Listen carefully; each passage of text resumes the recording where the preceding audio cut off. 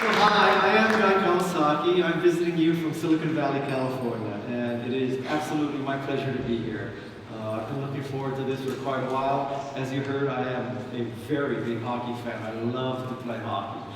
I play 4 or 5 times when I'm in town, and so it's a real treat to come to a country that loves hockey and soccer, right, or football. So I'm really happy to be here. I'm going to try to give you as much knowledge as I can about Steve Jobs and entrepreneurship in 1 hour as possible. Okay. A little bit more about my background. I worked for Apple twice in my life, from 1983 to 87, and 1995 to 1997. The first time I was Apple's software evangelist. My job was to convince people to write Macintosh software.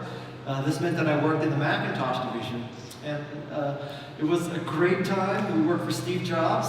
Steve Jobs, everything you've ever heard about Steve Jobs is true. Okay, so he did wear jeans every day. He did wear a black mock turtleneck.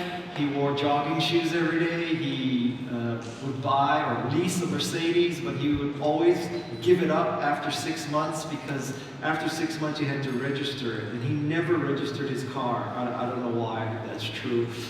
He used to drive in the carpool lane all by himself, which is against the law in California, and he used to park in the handicapped parking space. Apple had a campaign once called Park Different, that was led by some employees who wished to remain anonymous because of his parking. He was a remarkable person, very difficult to work for, but I truly would not be here if it was not for Steve Jobs. I owe most of my career to Steve Jobs. And I think the world is a lot less interesting without Steve Jobs, truly. On the other hand, I can pretty much guarantee you that he is telling God what to do right now. So, if you don't like Universe 1.0, stick around, because Steve is working on Universe 2.0, I assure you. And it will be very different. So, I have seen many, many high-tech speakers over the past 30 years, and I have to tell you there are 2 salient points about high-tech speakers, other than the ones that you saw at this conference and my colleague Bill Riker. The 2 salient points about tech speakers is, first, they suck. Secondly, they go long, and that is a bad combination. If you suck and you go short, it's okay. And if you're great and you go long, it's okay. But if you suck and go long, that's like being stupid and arrogant. It is a bad combination.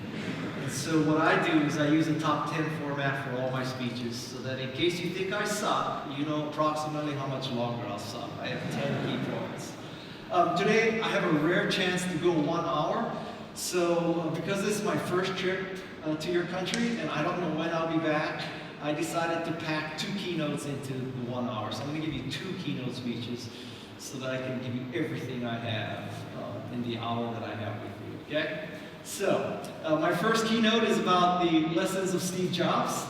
And these are the things that I learned working for him, often with a great deal of difficulty and a great deal of pain. So I'm going to pass on this wisdom and these lessons to you so that you may implement them in your companies, and you may benefit from everything that I learned from Steve Jobs. So, the first thing that I learned from Steve Jobs is that A players hire A+ players, meaning that A players hire people who are better than themselves. I gotta get out of the zone where there's this feedback, so let's see. Over here is better? It is, right? No feedback here, right? All right. So, this is something that I learned from Steve. We had a saying in the Macintosh division that A players hire A players. I think it's even better if A players hire A+ players, people who are better than they. If you hire B players, however, B players hire C players hire D players hire E players. So as soon as you start hiring B players, you will be surrounded by Z players. This is what we call in California the bozo explosion. You need to fight the bozo explosion. This is a picture of the Macintosh division. I am way up here in the upper left-hand corner. You cannot really see my face. Had I known that Apple would be so successful, I would have stood in the front of this picture, but I wasn't smart enough to figure that out. So this is the Macintosh division. That was the Macintosh division building. Back then, Apple was divided into the Apple II division, which was shipping and making all the money, and the Macintosh division, which was not shipping and losing all the money. So if you looked at the Apple P&L back then, profit and loss statement, the P was Apple II and the L was Macintosh. But we were such arrogant people. We had special rules because we worked for Steve. We had unlimited supplies of fresh orange juice. This is like way before Google and the volleyball and the sushi and the massages. Back then, free juice was a big deal. Okay? So we had free juice. We had a great travel policy. Any flight over 2 hours qualified for first class travel. So my interpretation of that rule is that the 2 hours begins at the moment you leave your apartment. So I flew first class everywhere. You know, we were such bad people, we would not let Apple II division employees into this building. So if you can imagine, and don't ever do this when you become a large company, if you can imagine that employees from one part of the company could not go into a building of another part of the company. And the Apple II division people very quickly figured out that they were paying for that building, but they were not allowed into that building. And so that pissed them off, as you would suspect. So they came up with a great joke about us, which is how many Macintosh division employees does it take to screw in a light bulb? The answer is one. The Macintosh division employee holds up the light bulb and expects the universe to revolve around him. How many of you use Macintoshes in this room? Oh, this is an enlightened country, yeah. The Microsoft version of this joke is how many Microsoft employees does it take to screw the light bulb? And the answer is none, because Bill Gates has declared darkness the new standard. So lesson number one is A players hire A+ players. If you are the CEO of your company, it is your moral obligation, it should be a source of pride for you, that the people who you hire are better at their function than you are. But if you hire people who are not as good as you, you will fail. Okay? A players hire A+ players. Second thing that I learned from Steve is that customers cannot tell you what they need. Customers can only describe what they need in terms of what they already know, what they are already getting from you. So, for example, the Apple customer back then was saying, give us a bigger, faster, cheaper Apple II. That's what they wanted. And instead, we gave them this, which is a Macintosh, incompatible with Apple II. Software incompatibilities, different chipset, everything was different. Nobody came to Apple and said, give us an incompatible new operating system with no software, no hard disk, no color, with a mouse, with WYSIWYG printing, with WYSIWYG display. Nobody said that. Everybody said bigger, faster, cheaper Apple II.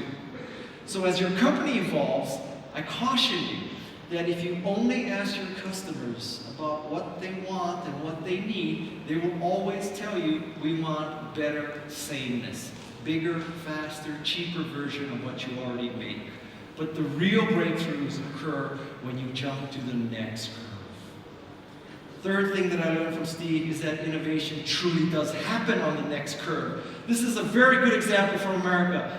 ICE 1.0. In the late 1800s and early 1900s, there was an ice harvesting industry in America. This meant that you got a horse and a sleigh and a saw and you cut blocks of ice. In 1900, 9 million pounds of ice was harvested in America. ICE 2.0 happened 30 years later. This was the ice factory curve. Now you froze water, any city, any time of year. This is a major technological breakthrough because now it did not have to be a cold city and it did not have to be winter.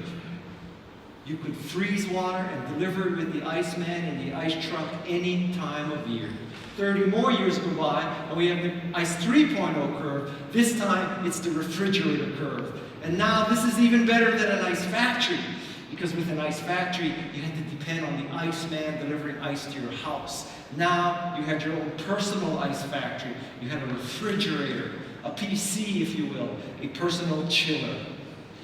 The very interesting historical fact is that none of the ice harvesters became ice factories and none of the ice factories became refrigerator companies because most companies define themselves in terms of what they already do. We cut blocks of ice from a frozen lake or a pond. We freeze water centrally and deliver it via truck. We make a mechanical contraption called a refrigerator. If you define your business in terms of what you already do, you will die. Nobody here uses a Smith Corona computer. Nobody uses a Remington Rand computer. Imagine if Uber defined its business only in terms of what it currently does. What happens when there are driverless cars? It completely changes Uber's business. So the very valuable lesson that I learned from Steve is that you have to think in terms of what you provide your customer, in terms of benefits. In the ice business, it was cleanliness and convenience. That's the business they were in. So if you were an ice harvester providing cleanliness and convenience, you should see an ice factory as a major way to improve your business. Now it did not have to be winter. So the ice harvester should jump to the ice factory curve. The ice factory owner, upon seeing refrigerators, should say, this is a much better way to provide cleanliness and convenience. Let's go from the ice factory curve to the refrigerator curve. But very few companies can make the jump. This is the story of Apple, going from Apple 1 to 2 to 3 to Lisa to Macintosh to iPod, iPhone, iPad. It's always jumping curves. Number 4 is that design counts. It may not count for everybody, but it counts for enough people. This is a picture of a MacBook Air. A MacBook, how many of you have MacBook Airs in this audience? So MacBook Air is this cool, thin, beautiful piece of aluminum. It's like a solid block of aluminum carved by Tibetan monks, right? This is like a work of art. It's beautiful. By contrast, there's the thick, black, ugly, plastic Windows laptop. I believe that the only reason people use those kinds of laptops is because they're oppressed. I refuse to believe that people wake up in the morning saying, today is the day I'm going to buy a laptop. And I can buy the cool, thin, beautiful, solid block of aluminum awesomeness made by Tibetan monks, or I can get a thick, black, ugly, plastic piece of crap. Why don't I get the thick, black, ugly piece of crap? Okay? Steve Jobs showed me that design counts. Number 5 that I learned from Steve Jobs is that contrary to many theories that you should give an organization small, bite-sized challenges that they can constantly receive positive feedback and progress, you should give companies and people big challenges, because big challenges create big changes. This is one of my favorite pictures of Steve. This is Steve flipping off IBM. Because Steve did not want to merely create a personal computer. Steve wanted to prevent a George Orwellian 1984 totalitarian mind control world. Our epic battle was against mind control. It was against IBM. It wasn't to merely make another personal computer. We launched Macintosh with this ad, where this woman ran down this hall and threw her sledgehammer into this image of IBM, like George Orwell, thought control, totalitarian. We had a huge challenge from Steve. Let's prevent the end of freedom of thinking. That's the challenge that he gave us. So as you create your companies, think of the big challenges that you face. Think of the big challenges that you can tell your employees, this is why we exist. The 6th thing that I learned from Steve is less is more. Less is more in user interface, in industrial design, in presentations, in writing, everything. Less is more. This is a perfect example. This is a Steve Jobs slide. Let's deconstruct a Steve Jobs slide. Huge logo, huge graphic. This text is about 190 points. This text is 90 points. There's 5 words on this slide, right? This is a Steve Jobs slide. The best Windows app ever written. That's actually 6. 7 if you count iTunes. 7 words on this slide. It's a Steve Jobs slide. Less is more. Juxtapose this against a Bill Gates slide. You tell me which one is the more effective slide. How many of your pitches look like this? right? You have all these diagrams, you have all this text because you think more is more, less is more, less is more. Bill Gates, highly successful billionaire. Steve Jobs, highly successful billionaire. I'm not saying that if you simply clean up your slides, you will succeed. It's not that simple. Everybody would have clean slides if that were the case. But I gotta tell you, man, I mean, if you wake up in the morning and you have between this, and you pick this, something's wrong with you. Something is wrong with you.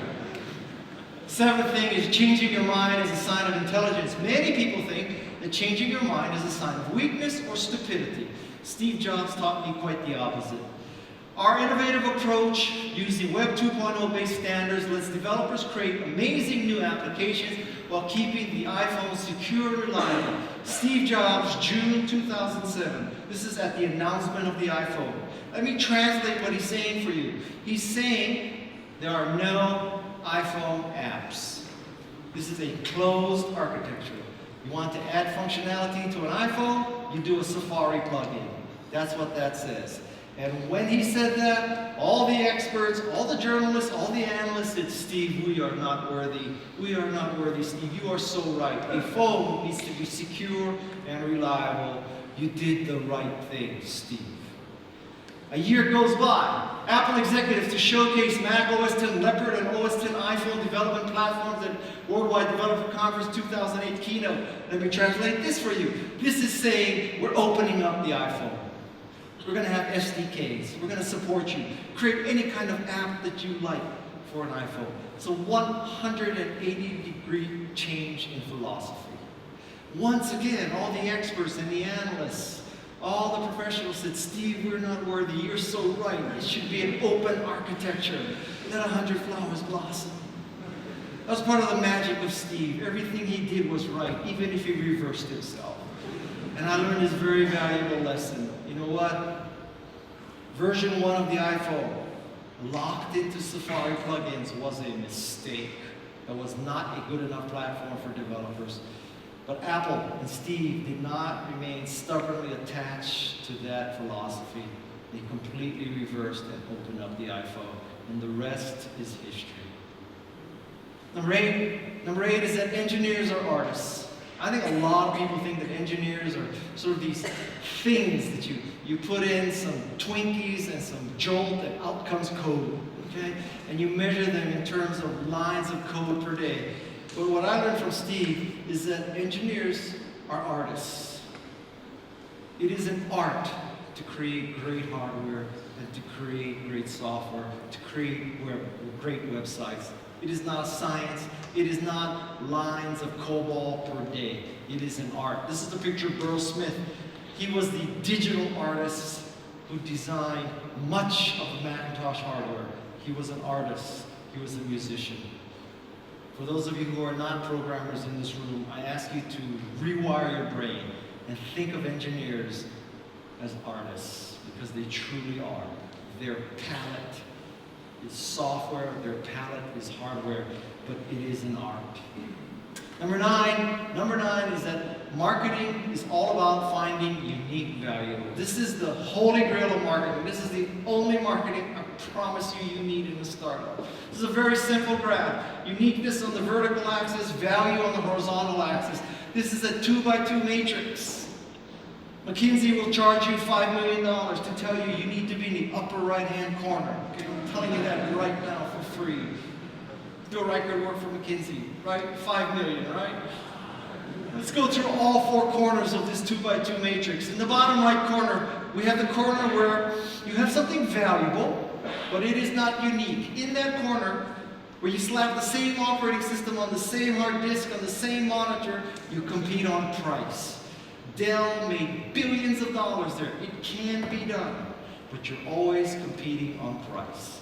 In the opposite corner, that's where you have something that's truly unique. Only you do it, but it is of no value. In that corner, you are just plain stupid.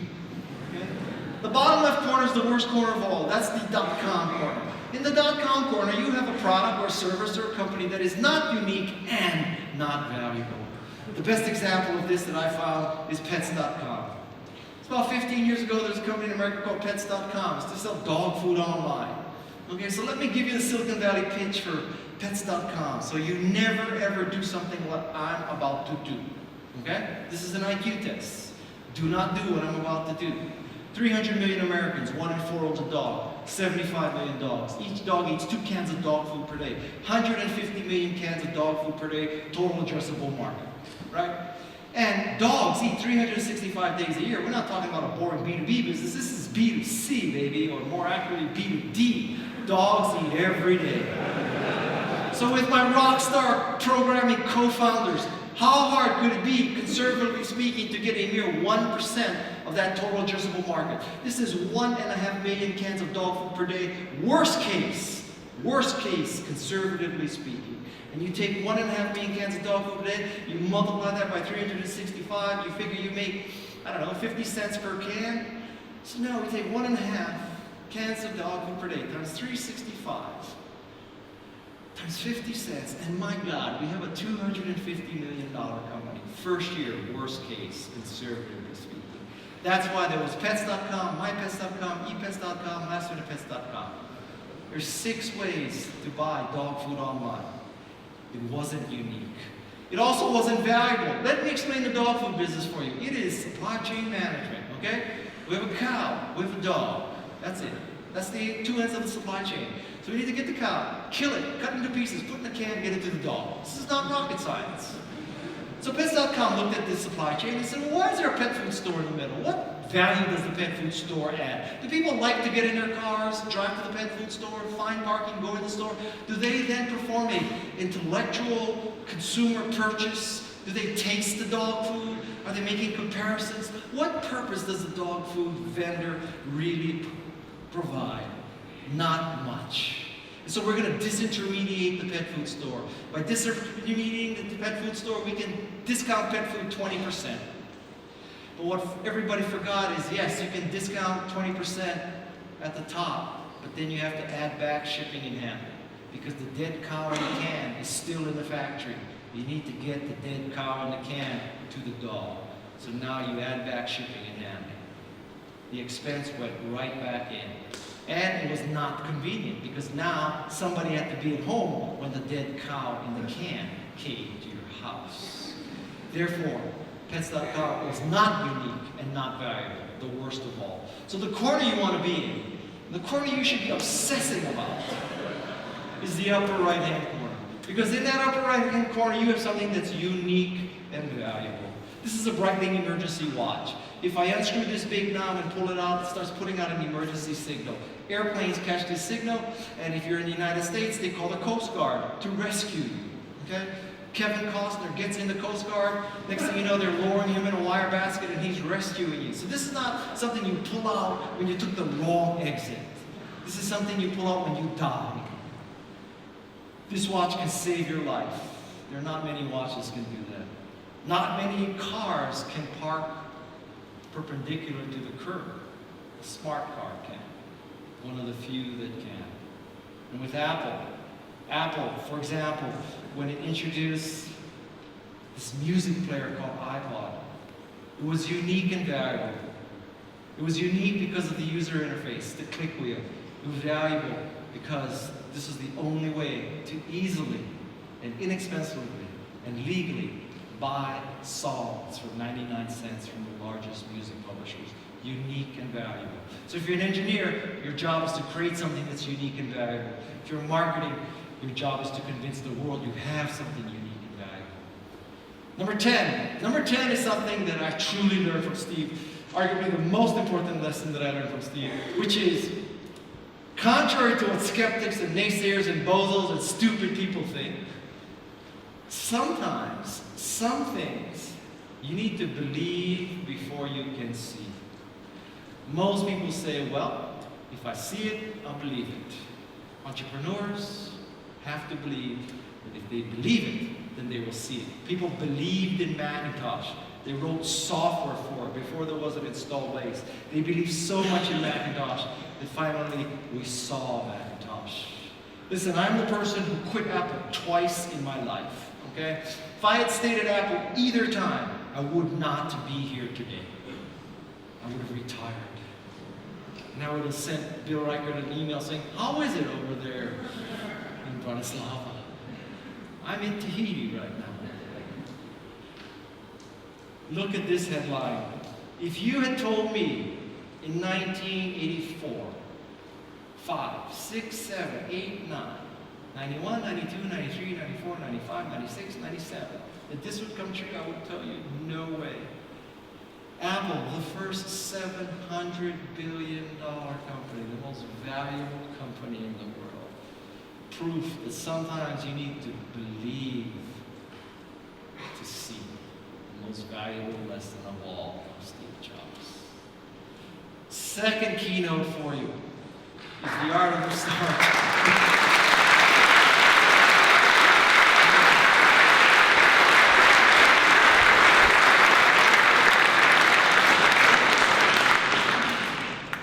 About this keynote, and when you post on social media and all that, I want you to say that for once in America, over-deliver and under-promise.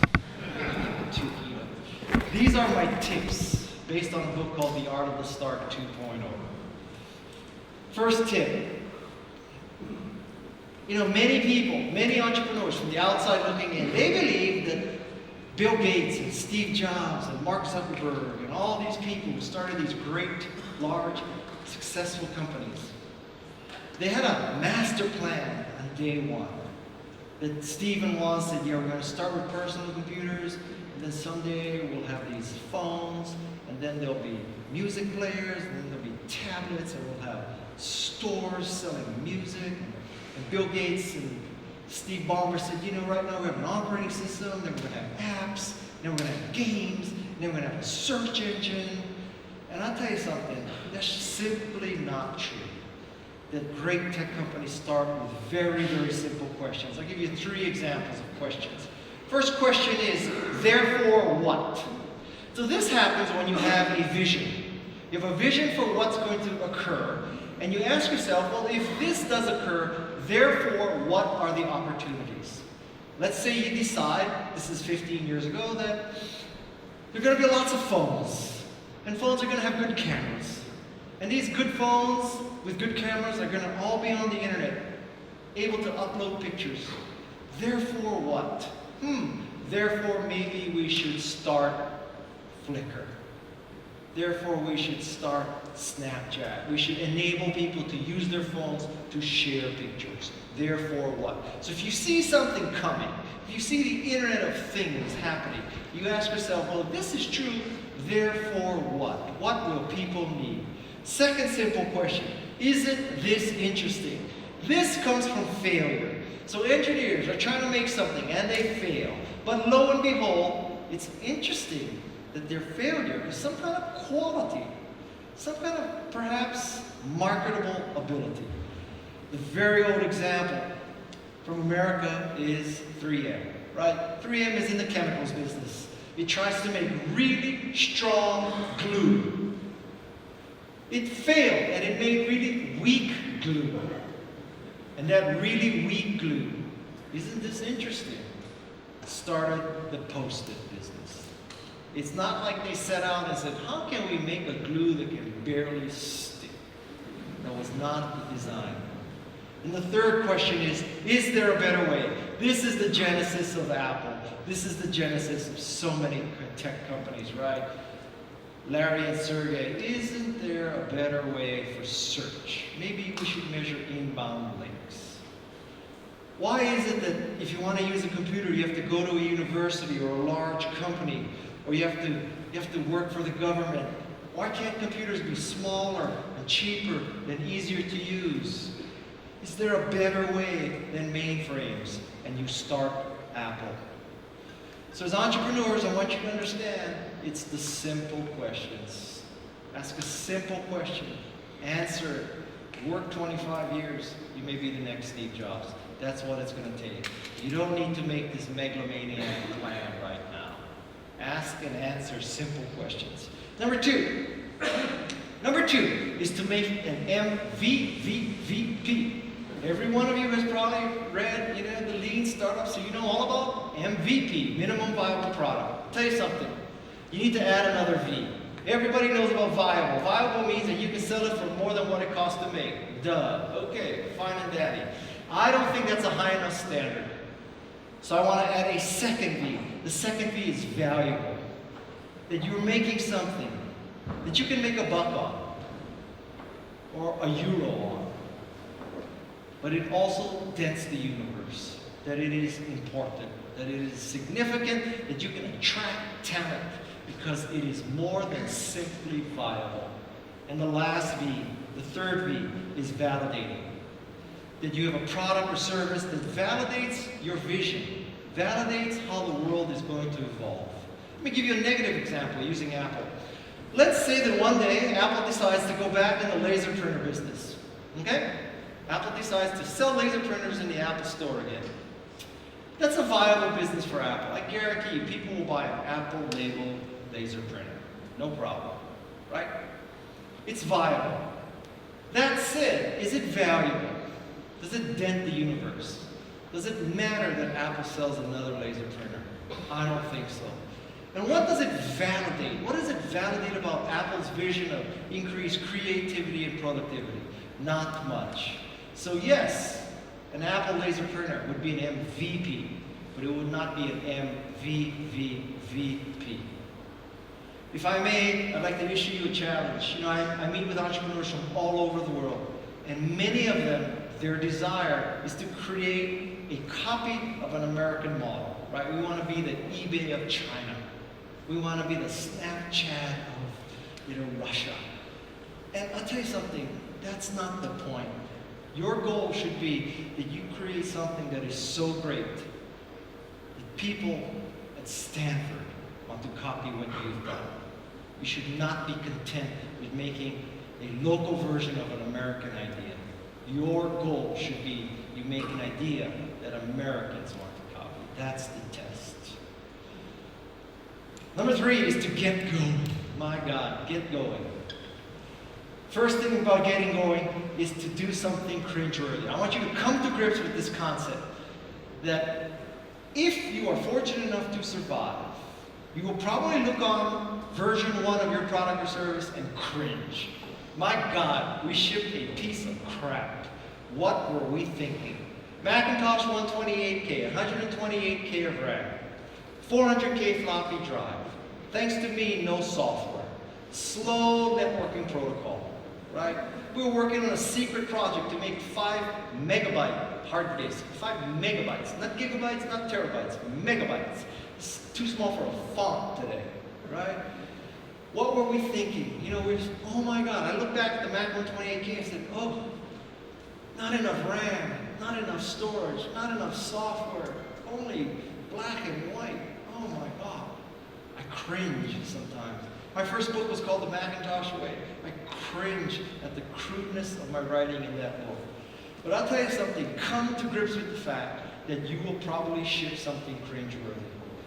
I could make the case that if you don't cringe about the first version of your product or service, you ship too late. You should cringe. Second point is to find complementary soulmates. There are 2 important concepts in this simple bullet. First, complementary. Complementary means that you're on the same page with your co-founder. It's not like one co-founder sees this as a lifestyle company and another co-founder sees this as the last job he or she is ever going to have in his or her life, right? And some co-founders think that we're going to really add value and we're going to build this fantastic company, and other people think, well, we're just going to build it to flip it as soon as we can. You need to complement each other. You need to be a soulmate. And as far as complementary, you also need to do this in terms of skills, the second concept. So complementary means that you not only have this soulmate kind of commonality, but you're not all engineers, and you're not all salespeople. When you come right down to it, a startup needs only 2 kinds of functions. Somebody's got to make it, and somebody's got to sell it. That's all there is. Everything else is bullshit. Okay? Somebody's got to make it, and somebody's got to sell it. Steve Jobs sold it, Steve Wozniak made it. It is that simple. So you need to complement each other, and you need to share the same goals and expectations. The third point is to make a mantra. A mantra is a 2 or 3 word description of your product or service. Why does it exist? 2 or 3 words. In America, we're obsessed with mission statements. So we make mission statements. The way we make mission statements in America, just to give you some insight, is we go on a corporate offsite. It's usually held at a hotel with a world-class golf course. There's very high correlation, mission statement and golf course, okay? And so we take the top employees and we hire an outside meeting facilitator. The reason why we need an outside meeting facilitator is that no one on the executive team can lead. By definition, if we had a leader, we wouldn't need the offsite. So we hire a meeting facilitator. I hope none of you go through this experience, because on the first day of this corporate offsite, you do what I hate, which is these touchy-feely exercises. So you form cross-functional teams with the people at the company you can't stand. For example, engineering has to make teams with sales, okay? And then you do things like you climb ropes together, and you close your eyes and you fall into each other's arms because you're going to trust the people from now on that you can't stand. The second day, you've been on one of these, huh? The second day you're in a room, and then this meeting facilitator has this magic marker and this pad of white paper, and you're going to craft this mission statement, and there's 40 or 50 of you in the room, and you figure you've given up 2 days of your life for this stupid exercise, so by God, you're going to get one word into the mission statement. That's why mission statements are 40 or 50 words long, right? Mission statements are things like, we endeavor to create patent-pending, curve-jumping, revolutionary products and services that exceed the expectations of our customers while enabling our employees to self-actualize their life goals while killing as few dolphins as possible. It's your typical mission statement. I want you to make a mantra, 2 or 3 words. The mantra for Google, democratize information. Mantra for Wikipedia, democratize knowledge. Apple, productivity and creativity. My personal mantra, empower people. I want to empower people with my writing, my speaking, my advising, my investing. eBay, democratize commerce. You didn't have to be Walmart or Target anymore. Etsy. What does Etsy do? What does it do for handcrafted stuff? Right? Changing the world. Make a mantra, 2 or 3 words. The mantra for Nike should be authentic athletic performance, not just do it. That's a slogan. 2 or 3 words. Next point is to define a business model. I hate to tell you, but you're going to have to make money. 3 key concepts about defining a business model. Number 1 is be specific. In your pitches, when you talk about your customer, don't wave your hand and say, we're an enterprise software company. You need to say, we're an enterprise software company who focus on biotech companies, specifically the process of seeking FDA approval. Our buyer is the person who manages the database for the FDA approval process. That's our customer.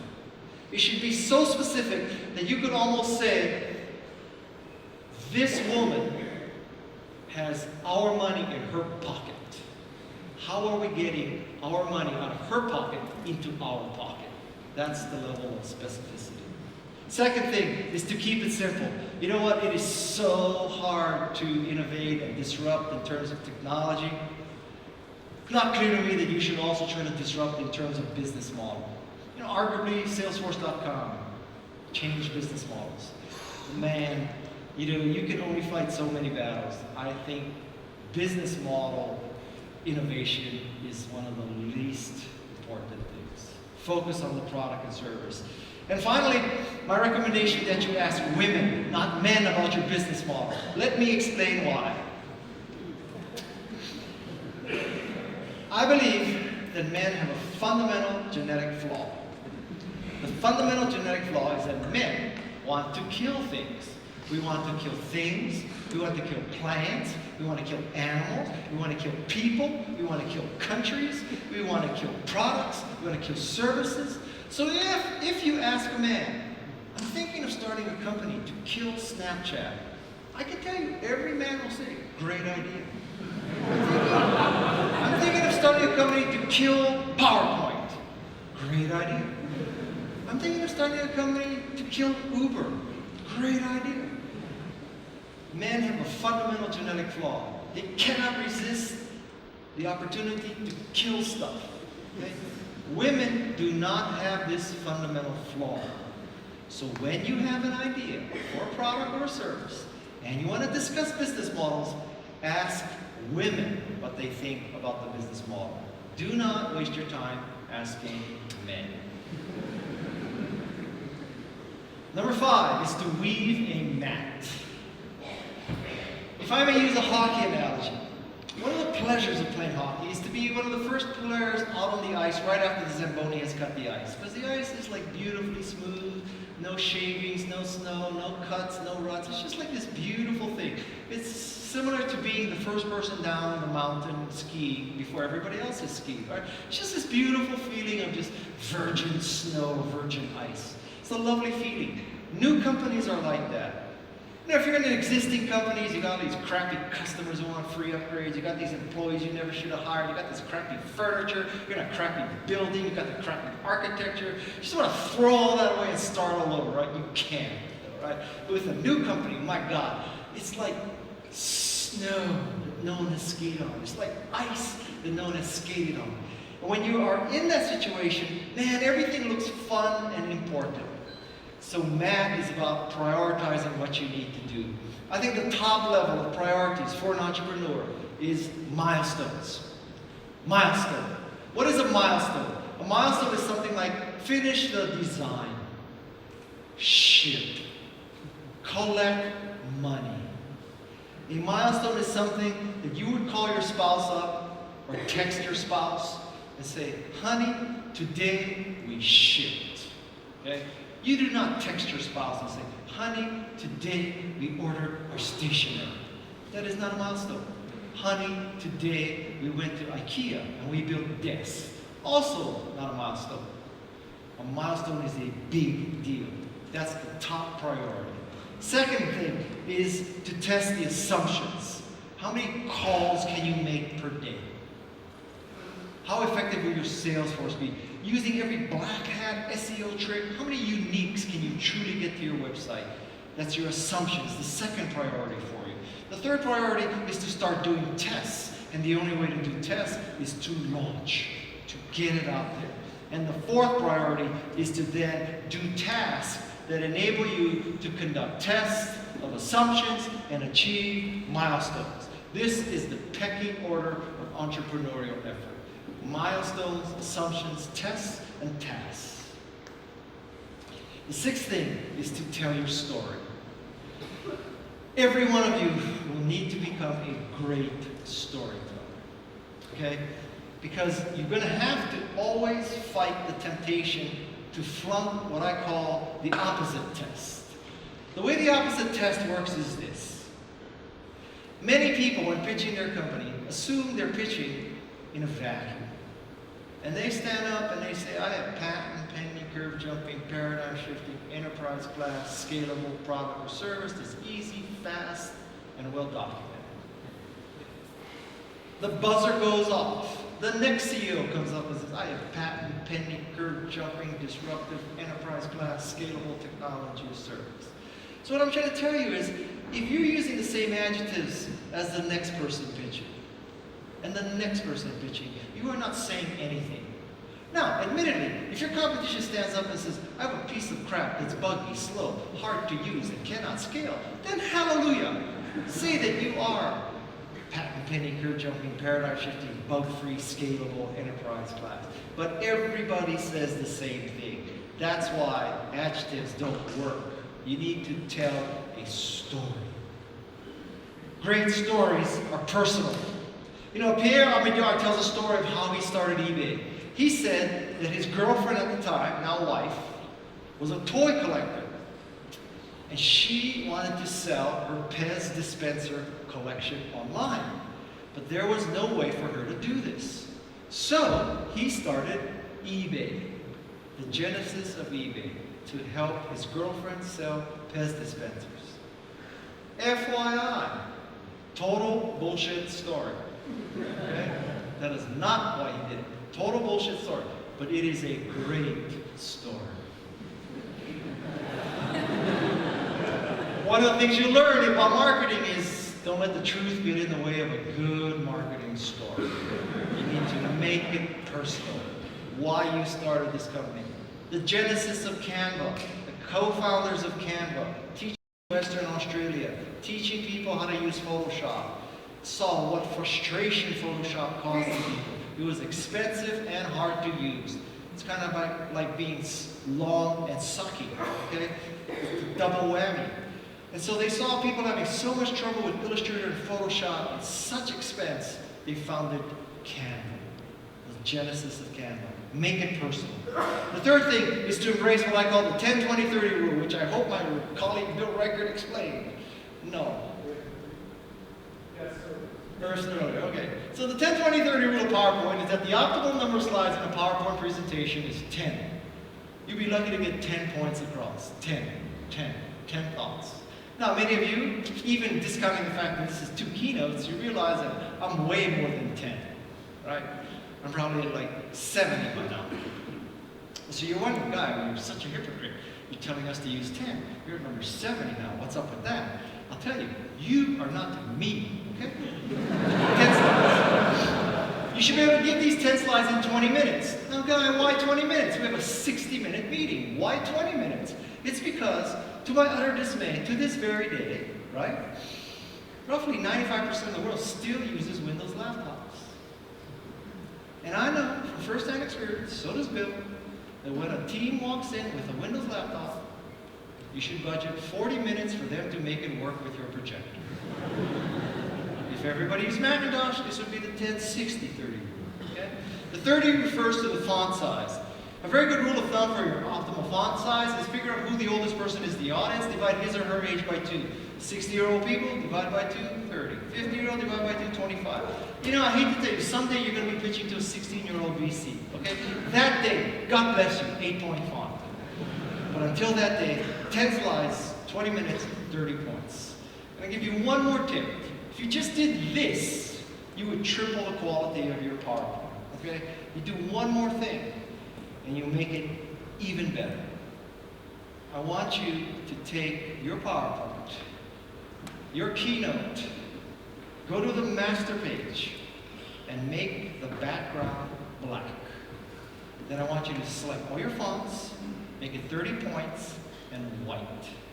Because I'm telling you with total certainty, white text on a black background is much more effective than black text on a white background. Ask yourself this. Have you ever gone to a movie where the movie credits were black text on white background? No. Right? So you be the judge. Black text, white text on black background, or black text on white background. Which do you think is more serious? Which do you think shows more attention to detail? This looks like I booted up PowerPoint, I clicked on the text box, and I started typing. It's crap. Right? How many of you have a white background right now? You're flawed, okay?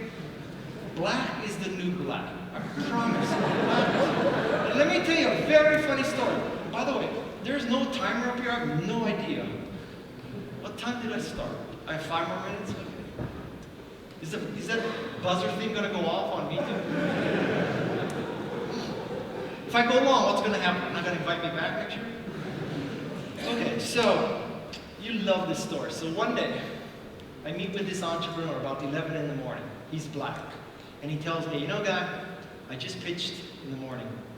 I have one more pitch in the afternoon. Do you have any last-minute tips for me on how to make my presentation better?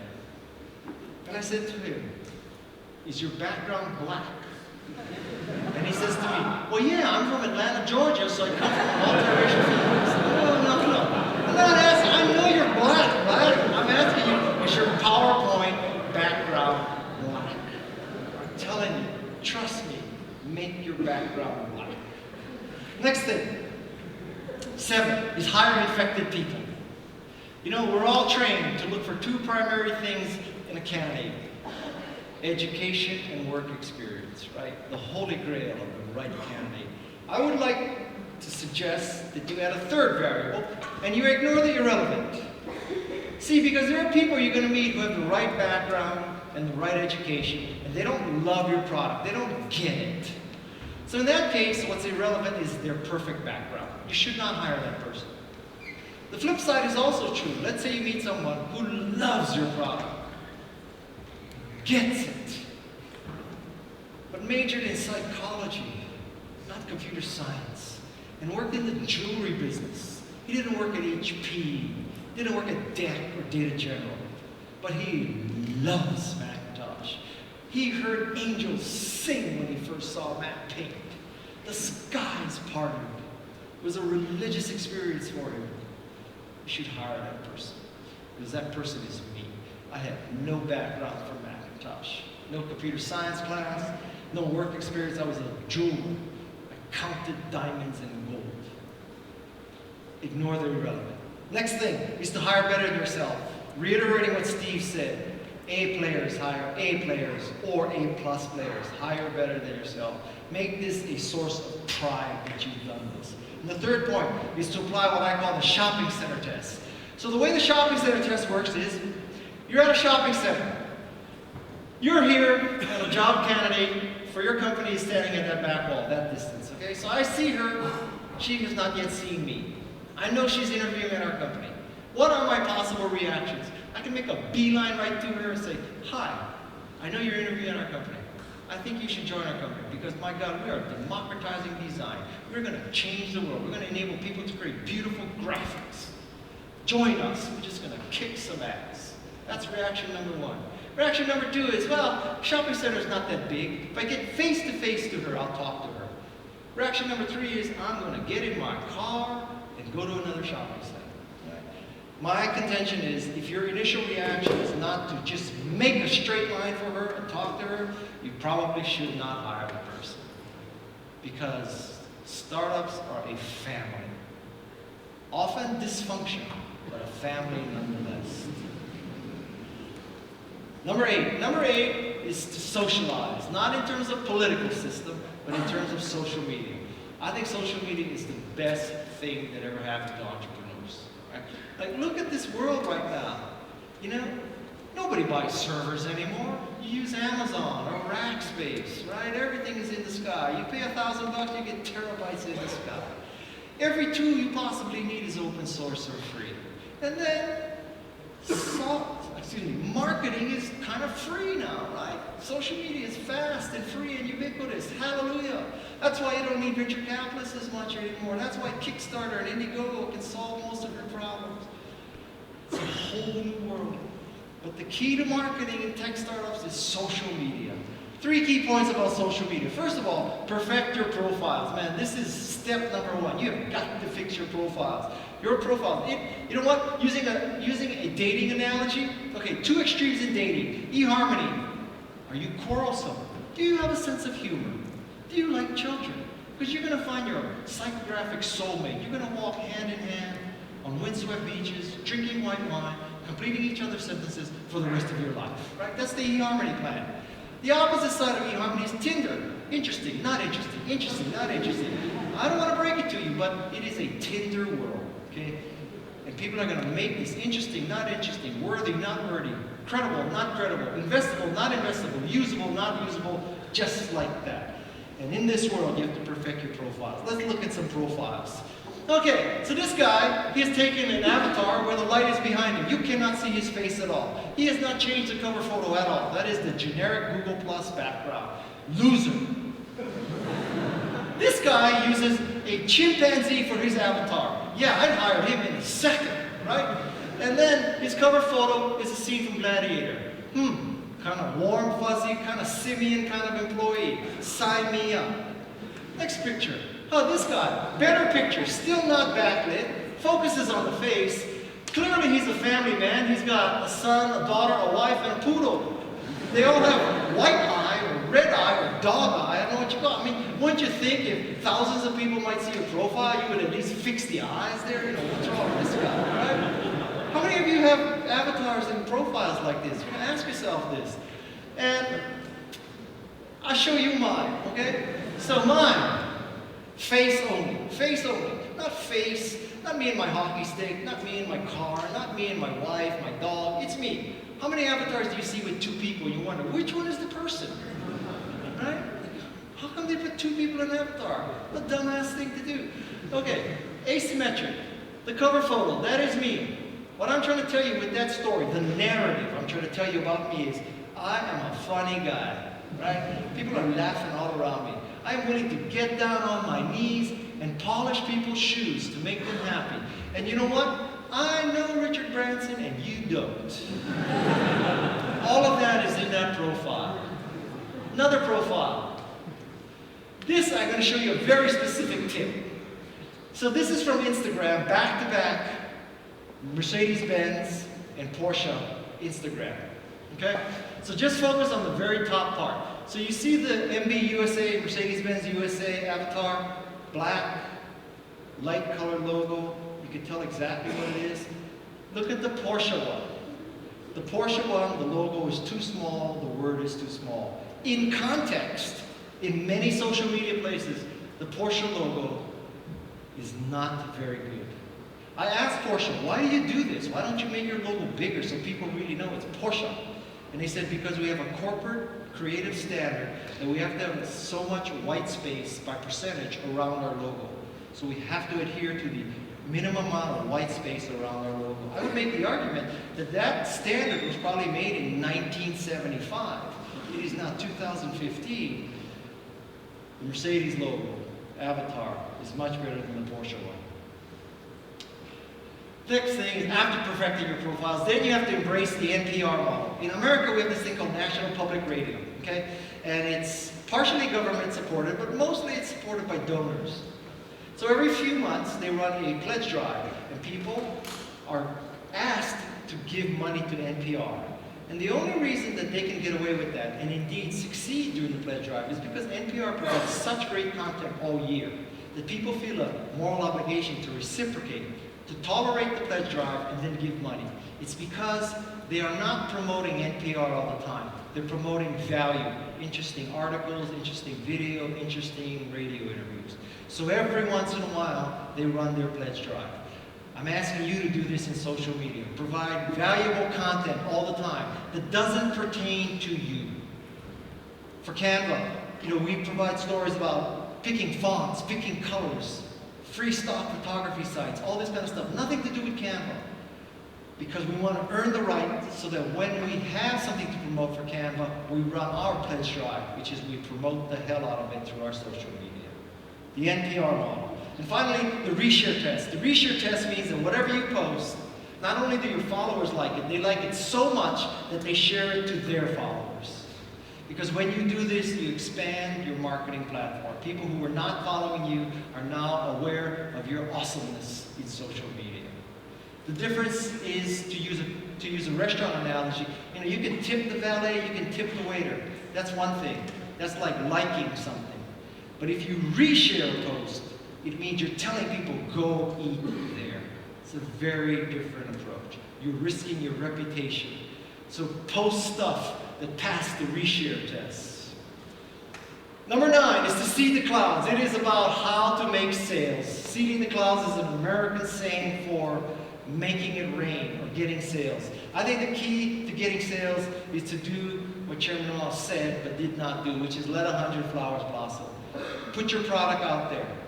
You may find that people who are not your intended customer buy your product or service. Many companies freak out when this happens. Oh my God, the wrong people are buying our products in large quantities. Do not freak out when this happens. You should be happy. Take the money. Avon had a product called Skin So Soft. It was to make women's skin soft. Women were buying it as an insect repellent for their children instead. Take the money. Don't be proud. Let 100 flowers blossom. Enable test drives. With test drive, you're saying to people, I think you're smart. And because I think you're smart, I'm going to enable you to try our product or service, and then you decide. And number 3 is to find the key influencers. I urge you to redefine what a key influencer is. It used to be a pyramid, Wall Street Journal, Verge, Mashable, TechCrunch up there, the analysts, the experts, they tell everybody what to do. I think the pyramid is inverted because of social media. It could be lonelyboy15 at AOL.com who makes you tip. He has 15 friends, but they love what you do. And those 15 people tell 15 more people. I'm not saying you should ignore the top of the pyramid, but nobodies are the new somebodies when they're social media. Number 10, final point. Don't let the clowns grind you down. The clowns are naysayers, they're bozos, There are people who say it can't be done, it shouldn't be done, it isn't necessary. There are two kinds of clowns and bozos in the world. One is slovenly, disgusting, body odor, pocket protector, Japanese watch, rusty car. That person is a loser. That is not the dangerous bozo, because unless you are a loser, you would not listen to a loser. Only losers listen to losers. The dangerous bozo is the successful bozo. Dresses in all black, owns a lot of things that end in I, like Lamborghini, Maserati, Ferrari. Audi is the exception. Audi is okay. When you look at that person, you think rich and famous must equal smart. But rich and famous often equals lucky, not smart. So be careful. I would not take spiritual advice from Tom Clancy. I would not take child-raising advice from Kim Kardashian. Okay? Rich and famous does not mean smart. It's a big difference. So I think that bozosity is like the flu.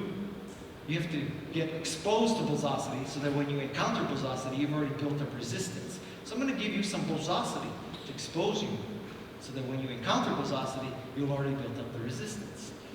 Bozosity number one, I think there's a world market for 5 computers. Chairman of IBM said this. I have 5 Macintoshes in my house. I have all the computers he anticipated in the world in my house today. This telephone has too many shortcomings to be seriously considered as a means of communication. The device is inherently of no value to us. Western Union, 1876. Western Union Telegraph Company wrote off telephony, 1876. Maybe they're going to teach everybody the Morse code. How hard could that be? Right? How many of you have used Western Union lately? Because Western Union could be Bitcoin, it could be Square, it could be PayPal, but not if you write off telephones in the middle. There's no reason why anyone would want a computer in their home. Ken Olsen, founder of DEC. This is a great example, right? So successful, so innovative, such a revolutionary, created digital equipment, so great an entrepreneur. But he was so successful in the mini computer curve, he could not embrace the personal computer curve. Imagine you were Steve Jobs or Steve Wozniak and you met Ken Olsen at a computer show.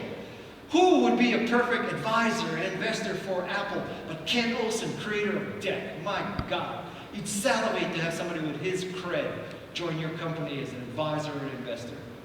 But he did not get it. His idea that computers could be small and cheap and easy to use was irrelevant. He thought that people would drive back to the office and use Quicken running on a DEC mini computer if they wanted to balance their checkbook.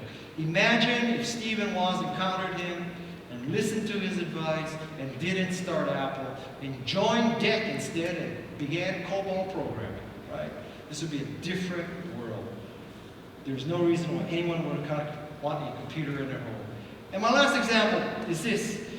I was asked if I wanted to interview for the CEO position of Yahoo when it first formed, and I said it was too far to drive and I don't see how it gave me a business. I too was a bozo. I was so stupid. This response cost me $2 billion. And you know, $2 billion here, $2 billion there, it adds up very quickly. I've been thinking about this for about 16 years, 7 days, 6 hours and 55 minutes, roughly. It's too far to drive and I don't see how it can be business. Don't let the bozos grind you down. And my last thought for you, I have one last slide for you. I'm the chief evangelist of Canva. Did you get your Canva cards when you walked in? Did you give you a blue card? No? Yes? Did they? Did you hand out cards? There are cards for you. There's a card for you for Canva. So Canva is just, I promise you, the coolest way to make graphics for your startup. So please check out Canva. The Canva card is a $10 coupon for you to get $10 worth of free designs and photos. Although you can use your own designs and photos, you may never ever need the card. Okay? But that is a gift from me to you. So that is the art of the start. Remember, you want to create a product that is in the upper right-hand corner. Unique and valuable. You want to jump curves, not stay on the same curve doing things 10% better. Right? You want to hire players who are better than you. Because you want a team that is fantastic, that's better than you. But above all, don't let the bozos grind you down. You know, I wish I could tell you, when people tell you you'll fail, it means you'll succeed. It's not that simple. But if people tell you you'll fail, and you listen to them, and you never try, you will never know. And that is the worst of all. Don't let the bozos grind you down. And I have one last request for you. My last request, because I have made this a new pattern in my life, is that I don't believe that if you haven't taken a selfie, the event didn't happen. So, can we turn on the lights here? So I'm going to do this like ultimate Slovak selfie. So, say hello everybody. So that is